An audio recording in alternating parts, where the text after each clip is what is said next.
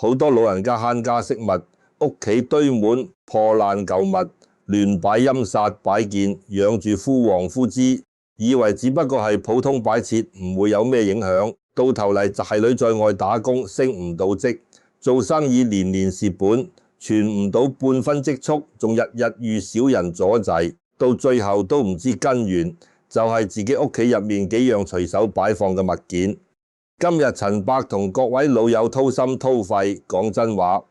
我做風水命理50有7年，走遍兩港、港澳、東南亞上，幫無數退休長輩勘察家居，見過成百上千單，因為屋企亂留敗運物件，拖累仔女財運嘅真實個案。有人及時清理調整之後，唔夠3個月，仔女訂單源源不斷，工資大幅上調。亦有好多長輩固執唔捨得丟棄，任由衰敗煞氣，長年壓住子孫財位，後代10幾年求財坎坷。今日唔講晦澀難懂嘅命理術語，唔係任何高價風水擺件法器，淨係結合我實地接觸過嘅街坊真實經歷，完整拆解人到老年屋企，千萬唔好擺放個7大類敗運物品。逐樣講清每類物件點樣堵塞子孫財氣，引發邊啲損耗阻滯，仲有即刻落地嘅清理、化解替換方法，事業正財偏財人際貴人、居家方位佈局，全部講得明明白白。屋企有仔女在外打拼、做生意、準備創業嘅長輩，一字一句都要聽入腦，唔好等到後代財運徹底衰敗先嚟追悔莫及。先同大家講。前年我去佛山南海西樵幫62歲嘅貴姨上門睇屋嘅往事。貴姨退休10幾年，平時節儉成性，屋企客廳陽台儲物間堆滿幾十年嘅破舊雜物，衫爛鞋缺後碗揼，爛衫爛鞋廢棄農具全部唔捨得丟。東北子孫位仲堆住一大堆過期舊藥同發霉紙箱。佢個仔阿傑喺廣州做建材批發，連續3難生意慘淡，老客戶不斷流失，回款長期拖欠，每個月鋪租人工支出壓到喘唔過氣，年年做落只能夠勉強收支平衡，半分積蓄都存唔低，仲經常同合作商發生口舌糾紛。貴姨一開始以為係個仔自己經營唔夠精明，四處求神拜佛買招財擺件擺客廳。點知情況越嚟越差，後尾經隔離街坊介紹專程揾我上門勘察，我行入屋企，第一眼就感受到全屋氣場堵塞，壓抑東北角子孫位，污穢雜物堆積如山，衰敗濁氣長年不散，直接壓住阿傑嘅事業根基。陽台仲擺住幾盆有完全枯黃個發財樹，枯枝爛葉唔修剪，唔更換枯木主衰敗，持續消耗屋內財氣。仲有電視櫃擺放住一套朋友轉手送個生鏽舊刀劍，擺件肅殺之氣，沖散貴人運。我同貴姨講3樣嘢必須即刻處理。第1、2日之內清空東北子孫位，所有雜物、過期藥品、發霉紙箱，用粗鹽兌水擦乾淨地面窗台，保持呢個方位，日日光亮通風。第2，所有枯黃枯枝綠植全部拎走丟棄，換2盆葉片圓潤茂盛嘅金錢樹，擺客廳明財位。第3，生鏽刀劍尖銳兵器擺件用紅布包好，即刻送走，千祈唔好繼續留喺屋內。貴姨半信半疑，心入面覺得一堆舊物唔會影響個仔生意，但見到個仔常年蝕本，實在心痛。跟住我講嘅步驟，連續3日。全屋大掃除，清理晒所有破爛敗運物件，重新調整屋內綠植同擺件。唔夠2個月，阿傑多年唔見嘅老客戶主動返嚟落大額訂單，仲有外地客商經朋友介紹長期合作，當年年終結算淨賺嘅利潤抵得上前3年總收入，亦再冇出現回款、拖欠同人爭執嘅情況。反觀同貴姨同村嘅63歲英伯同樣退休慳家，屋企堆滿舊破爛，仲中意收藏各路來歷不明嘅舊神像、古董擺件仔女，一個做餐飲，一個做文職，雙雙財運低迷，開鋪年年要蝕錢補貼打工，連續幾年冇加薪機會，應白，固執認為舊物留得住福氣，無論屋企幾亂都唔肯清理，仲到處同街坊講風水，只係心理安慰。直到佢個仔餐飲鋪資金鏈斷裂，差啲結業，先至急住託人揾我上門。我入屋清點，出6大類拖累子孫財運嘅物件，單單清理調整淨化市場前後使成半個月，連續調理大半年，仔女運勢先至慢慢回暖。呢2件事我同無數上門嘅長輩講過，老人家屋企嘅每一樣擺設，每一堆雜物，都直接牽動後代嘅財運氣場，慳少少丟破爛，換嚟仔女10幾年順風順水，呢筆帳點計都抵。而家我將老人家絕對唔好擺放嘅7大類敗運物件逐一拆解，每一類都搭配我過往接待街坊嘅真實經歷，講清煞氣根源對仔女財運造成嘅具體影響，仲有評價、簡單化解調整方法。第1大類就係堆積滿屋嘅破舊雜物、發霉閒置舊物，呢一樣係9成長輩屋企都會踩嘅頭號大坑。老話講，財不入莊門，福不臨作屋。東北艮位係全屋之孫根基，對應仔女事業財運貴人機遇。東拿船會主長寨，梁大仔位，一旦堆滿爛山爛骸，缺好餐住，過次藥片非次自傷，生數唔見發霉被喐，污穢濁氣會徹底堵塞財氣流通通道，仔女外出僑財就會處處碰壁，賺錢辛苦但錢財流唔低，每有收入就會遭遇維修、醫療、人情等各類意外開銷，仲容易招惹職場小人合作相背刺。前年我去中山小欖幫65歲嘅蘭婆婆睇屋，蘭婆婆屋企3個房間，儲物間全部塞滿幾十年舊衣物、破損家私過期寶，變品東北子孫位長年鎖門堆放雜物，光線陰暗不透風。佢2個仔，一個做物流，一個開5金鋪，2人同時出現匯款困難、訂單縮水，大仔仲出車禍，使一大筆醫藥費，細仔鋪內頻繁失竊、損耗貨品。我同蘭婆婆講明，子孫位寄堆破爛雜物，一日唔清，仔女財氣；一日唔通，建議佢分3日分批清理無用舊物，能夠捐贈嘅完好衣物捐出去，破損發霉物件全部打包丟棄。清理完之後，每日打開東北房門窗通風，擺放一盞長明燈保持光亮。蘭婆婆照做之後，過咗4個月，2個仔生意同步好轉，唔再無端端破財，每月都可以穩定存低閒錢。好多長輩會講舊物件仲有少少用處唔捨得丟，或者留低俾仔女日後用。其實閒置超過1年唔會再用到個破爛物件，只會滯留衰敗氣場，越堆越多，越壓制後代運勢。唔好因小失大，清理舊物亦有簡單講究。據係身體丟起應，丟係破損餐具成笑氣氣，又用紅布簡單包裹，再拎出門，唔好直接丟門口堆，之後都要沖唔對水搓蝕村屋角落，驅散殘留濁氣。第2大類係枯黃枯枝乾枯，假花帶刺，凶煞祿食。好多老人家中意種花草裝飾屋企，卻唔識打理，等到盆栽黃葉枯爛都唔捨得丟棄。仲有不少人貪方便擺放大量塑膠假花、奸花，殊不知枯木代表衰敗凋零，假花無真實生機，兩者都會持續吸納屋內吉氣，導致仔女事業冇起色。機遇擦肩而過，打工難遇上司提攜做生意，難遇長期穩定大客戶。個帶刺嘅仙人掌、梅、貴龍骨等6隻字帶尖煞，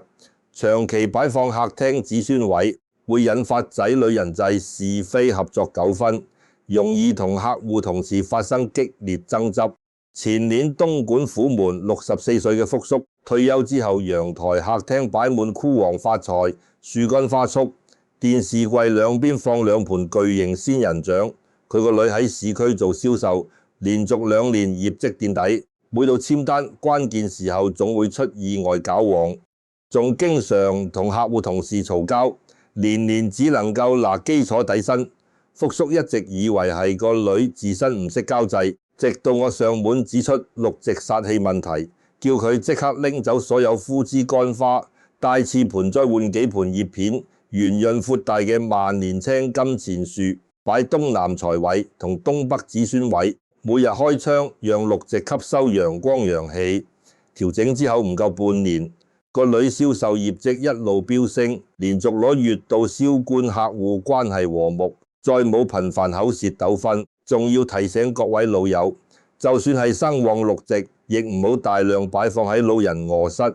夜間六直爭奪氧氣，令長輩睡眠差、心神不寧，間接影響全家氣場。客廳陽台少量擺放闊葉六直先至有助旺運。第三大類係尖銳兵器，猙獰猛獸，造型陰寒金屬擺件。好多長輩收到朋友贈送嘅刀劍斧頭，仿真兵器，獠牙奇石，面目兇狠個野獸銅像，覺得擺件大氣可以鎮宅。殊不知呢類物件自帶肅殺陰寒煞氣，長期擺放客廳玄關會沖身貴人星，仔女在外容易與小人晏順，做生意頻繁遭遇同行惡意競爭，簽單屢屢受阻，仲會令全家情緒暴躁，日日滋生，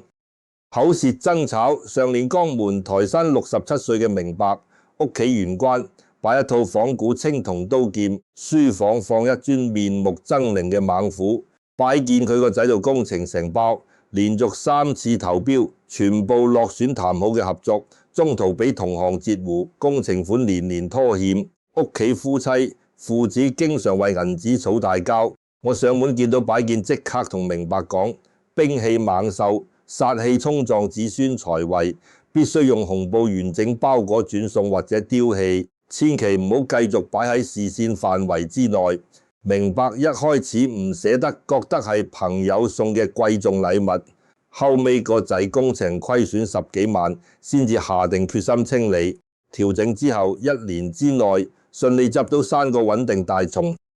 回饋順暢，屋企爭吵亦大幅減少，仲有動物頭骨獸牙、陰沉木雕等陰寒擺件，來歷不明嘅古舊銅器都盡量唔好擺喺居家顯眼位置，物件沾染，前主人衰，敗氣場一樣會拖累後代財運。第4大類係破損殘缺嘅家私鏡畫碗碟。老祖宗講，器物殘缺等於財富穿孔，屋企入面有開裂個桌椅、吊漆破損衣櫃、缺口碗杯、碎裂鏡框、裂痕掛畫，長期擺放會形成漏財煞，仔女賺到幾多就損耗幾多，永遠存唔到大額積蓄。但凡有破損嘅餐具家私，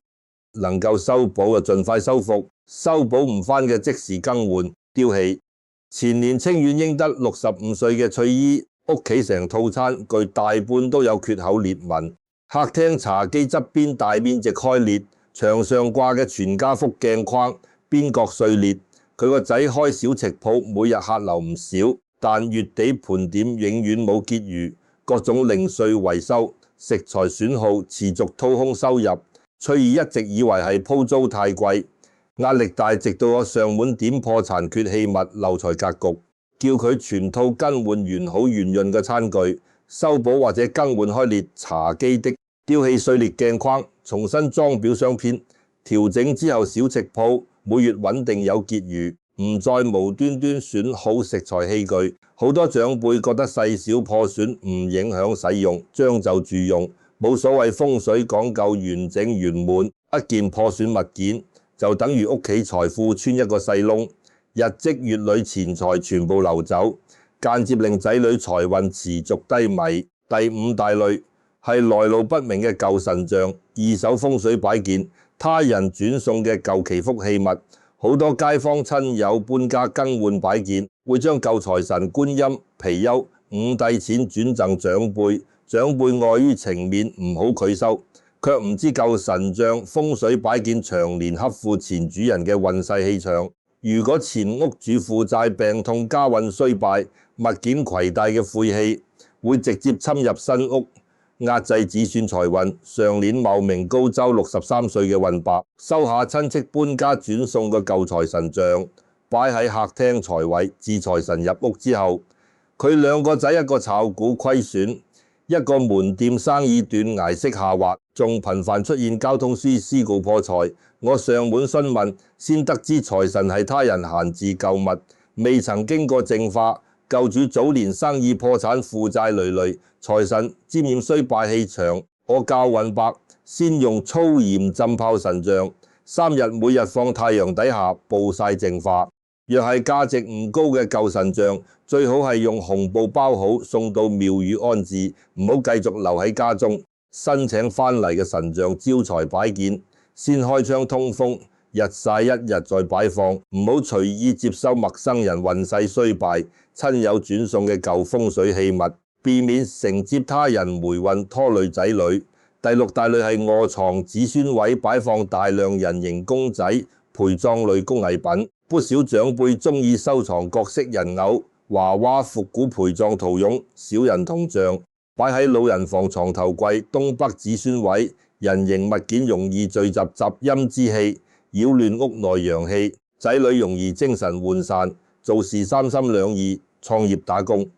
難以堅持長久，容易半途而廢，仲會招惹爛桃花虛情假意嘅合作對象。前年肇慶四會66歲嘅少姨，床頭書房擺滿幾十隻塑膠人偶娃娃。佢個女創業開服裝店，連續2次選址失敗，進貨頻繁，踩坑壓貨，客源稀少，仲遇人拖欠貨款唔還。我見到滿屋人偶，即刻提醒少姨減少人形擺件，只留1、2件收藏，放密封櫃，唔好擺喺床位、子孫位視線範圍。清理多餘人偶之後，個女重新上址開店，契院穩定可看，生理收回，生意逐步走上正軌。仲要提醒各位老友，唔好收藏墓葬出土嘅陶俑人像，擺件陰氣過重，加人家運勢傷害極大。第7大類係垃圾桶、污水桶、破損雜物堆，放在東南財位、東北子孫位。東南分費組精財，東北根位組最新，私日2大智慧，最治污係俗氣。好多長輩貪圖方便，將垃圾桶、洗衣污水桶裝滿係破爛嘅紙箱，位之上嚴格制，財星仔水求財，處處受阻，正財收入縮水，偏財完全冇機遇。前年深圳寶安64歲嘅強伯，屋企東北房間門口長期放垃圾桶，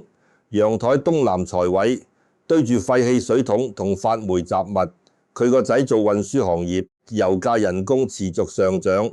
訂單大幅減少，每日勉強維持收支，仲經常發生車輛故障、維修破財。我叫長博即刻將垃圾桶移去衛生間廚房角落，清空案東南陽台，所有污水破爛，每日保持2大吉位乾淨乾爽，擺放圓潤，拜水晶調和氣場調整半年之後，運輸訂單穩步回升，車輛故障大幅減少，每月結餘明顯增多。講完7大類老人家絕對唔好擺放嘅敗運物件之後，我再同各位老友梳理居家旺子孫財運嘅通用實操方法，全部唔使花費，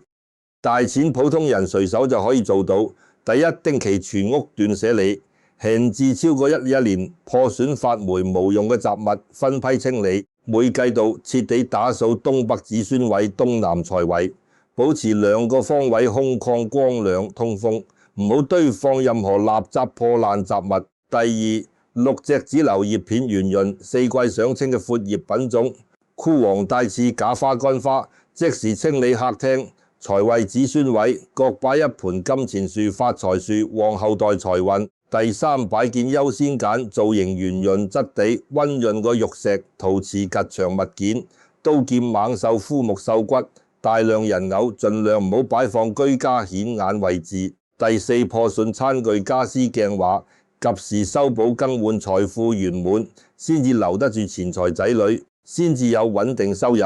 第五，接收他人贈送個舊神像風水擺件，一定要用粗鹽陽光充分淨化，舊主運勢衰敗嘅物件盡量婉拒，唔好收下。第六，垃圾桶、污水器具統一放廚房、衛生間、陽台邊角，千祈唔好佔據全屋4大吉位。第七，每日全屋多開窗通風，保持屋內光線充足、陽氣旺盛，自然驅散衰敗係續氣幫仔女打通財氣通道，跟住再同各位長輩講風水最核心嘅道理。